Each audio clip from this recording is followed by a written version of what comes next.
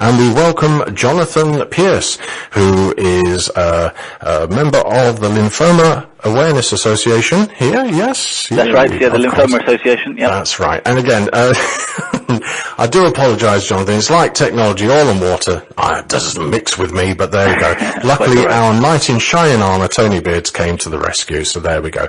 Right, so a very good morning, and thank you for coming on Ignition Radio. Now, it is Lymphoma Awareness Month this month, so what are you doing to promote the awareness of lymphoma in itself? We're running a series of campaigns with our supporter networks and through people who have had or experienced lymphoma in some form, and through the doctors and nurses that we're linked in with in terms of the information and support that we provide to the whole lymphoma community.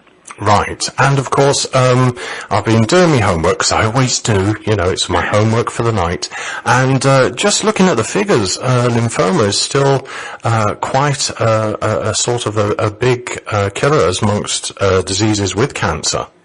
Well, it's the fifth most common cancer in the UK, which puts it behind the more prevalent diseases like breast, lung, prostate and bowel cancer. But that's still affecting a lot of people each year. There's about 100,000 people that are living with lymphoma at any point in time. And it's a very complex disease because it's got many different forms. So it's not like some other cancers where it's relatively, it's not straightforward in a certain sense, but it's quite a sort of simple clinical disease. So there's lots of different forms of it, and that can mean lots of different treatments, different diagnoses, different outcomes, and so on for different people. So that's why it's so important what we do in helping people get to grips with and understand their particular type of lymphoma and what that will mean for them. Because some will be very, very aggressive, and like you said, the outcomes are very poor. But some forms of lymphoma are called like chronic cancer, so they're more like long-term diseases in that they won't be cured, but you're going to live with them for a long, long time. So that's a completely different concept of cancer, if you like, compared to many. Now, looking at the figures, of course, like any cancer, if it's caught early and diagnosed early, then the treatment rate is more, isn't it? Yes, it certainly can be. For certain types of lymphoma, like Hodgkin lymphoma, which is quite counterintuitively quite prevalent, relatively speaking, in younger people, then if that's caught early, there's a very high cure rate of around about 80%. Now, the fact is, with lymphoma, lots of events going on throughout the month of September. So what events are happening where you are? Where we are? Do you mean where we're based throughout the country? So we've got lots of support groups and fundraising groups and awareness groups operating throughout the country, and, including in the Teesside area as well. So, we had specifically where our office is based in Aylesbury in Buckinghamshire. Yesterday we had our local mayor in to have joined our awareness raising tea break and so on. We're also trying to raise funds for a new education and support program that we're launching for people who have been treated for lymphoma and then trying to get their lives back together, get back on their feet. So lots of our groups are trying to organise all sorts of events, pitch up in purple events, tea breaks and so on, sponsored events to help raise awareness and funds for lymphoma and for the Lymphoma Association. And of course this happens throughout the UK as well. That's right, yeah. Now the thing is, with it being September and of course with it being Lymphoma Awareness Month, do you find that you get more busier in September? Oh, absolutely, yes. It's important for us, even though, there are lots of awareness weeks, it's important for us to have a focus where we can bring together everybody that's affected by lymphoma, because it's not just the person who actually has the cancer, it's the people around them, whether that's their partner, their carer, their friends, their families and so on.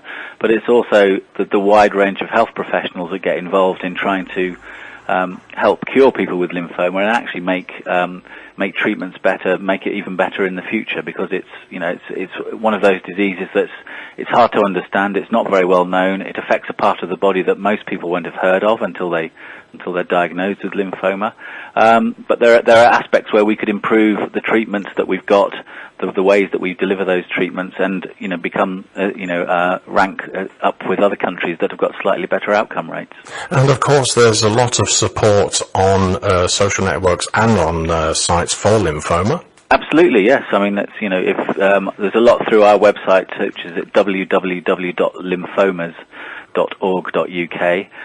Yes, and social media is a big part. Online communities are a way of support that many people value. At the same time, we have physical support groups for people that are not into social media, not into the online side of things. So you can turn up to regular monthly meetings and talk with people, share experiences, and get mutual support. I mean, that is the good thing about these awareness months. There is the support out there if you just know where to go, which sites to go to, and who to contact. That's absolutely right, yeah. I mean, and we have those.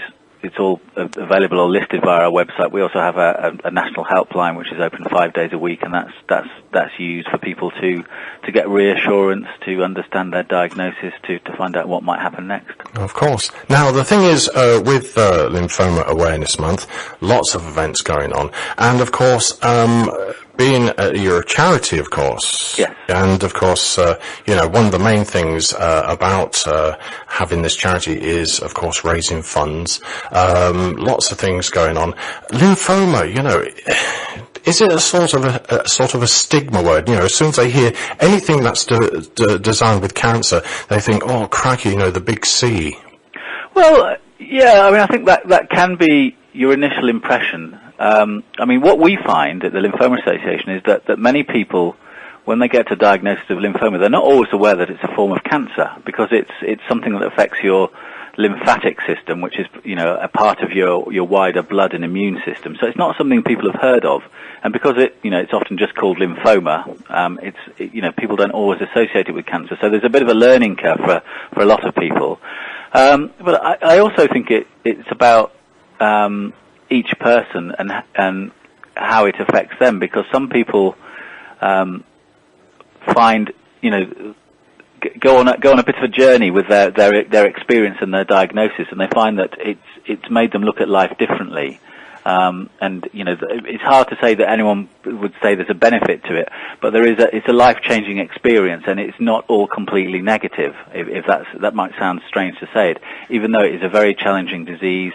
For some forms, it's got very, very, very difficult outcomes, challenging results. But there's a life-changing moment about it, and it makes people think differently about how they see the rest of their lives.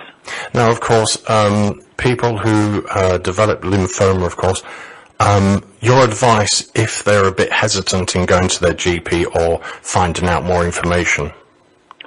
Definitely go to your GP. I mean, some of the symptoms of lymphoma can share characteristics with other diseases, other benign conditions, because they're very, very general, very generic. So it's things like persistent lumps that you might have, itching, tiredness, sweats, night sweats at night, and that can be associated with lots of other things that may not be difficult diseases or anything like that. But it's very important to go to a GP, and if you're not getting a positive response about getting something done, then you keep pushing at it, because the reality is that GPs may not be familiar with lymphoma. They may not be familiar with lots of types of cancer and other diseases, because they don't see that many cases. So it's very important to keep getting it checked out, and keep pushing away. Although I want to reassure people, it's even though it's the fifth most common cancer, it's a relatively rare or less common cancer. So the chances are, those symptoms might be pointing to something else as well. So that's another issue that makes it hard for people to understand the disease and to get the right and early diagnosis. And of course, the fact that if you do get diagnosed early, then the treatment and possibly the cure rate is higher. It can be better, yeah. There is a slight twist with lymphoma in that for some types of it where they're called indolent or low-grade lymphomas, and that's quite a chunk of them. the initial treatment can be no treatment, because they just say we'll put you on a watch and wait regime, which for many patients at the Lymphoma Association they tell us it's wait and worry basically, because nothing happens, and that's counter to a lot of the mainstream cancer messaging, which is about get diagnosed early. But of course that's generally good, but that will be the surprise for some lymphoma patients, in that they have to wait until their cancer progresses to a certain stage, because there's no benefits in treating early. It's chemotherapy is a very very difficult treatment to take basically. So if you can put it off, as you can in some cases of lymphoma, then that's beneficial. But generally, yes, you'd be right. Now, social media is a wonderful tool to get information about all sorts of things. You have the national helpline. Yes. And the phone number? That's a good question. I should have that straight with me. You caught me on the hop there. Sorry about that. Sorry, dear. Anyway, I'll come back to that. Of course, you have a website as well. We do, and that's www.lymphomas, which is lymphomas.org.uk. Right, and of course, are there other ways that people can get hold of the Lymphoma Association apart from the website? Yeah, I mean, we have a presence on Facebook and Twitter, so that a simple search on those social media platforms will find us. Our free phone helpline is 0808 808 5555. But everything is primarily accessible or referenced through our website. Is by far the easiest way to contact the form of information, support, or help that feels most appropriate for you, whether that's online, social media, or physical or phone, that sort of thing. We have our helpline has an online chat service as well, so you don't even have to call the helpline. You can interact with a live messaging system over the website if that's preferable. Of course, that's what it's all about. It's about getting advice and information and becoming more aware that, it's not a be and all, an end all. The fact that there is lots of information out there for people to get the information they need and get the advice that they need. Yeah, and for us at the Lymphoma Association, it's very much about helping people realise that they're not alone. They don't have to, face their diagnosis, their lymphoma on their own, and that, if their own networks are difficult for them, there is always something or someone through the Lymphoma Association or even somewhere else that can be there to help them and support them. And we're as much dealing with people with lymphoma themselves, and as well as the people around them. So our helpline deals with not just patients, but carers and relatives, friends, and so on. It's people like giving out their experiences of this cancer as well, isn't it? Yeah, that's right, and that's our website has lots of people's experiences and stories, and a lot of people we have online forums on the website as well, where people share what's happened to them and learn from each other, and a lot of that's about giving people reassurance and hope that there's lots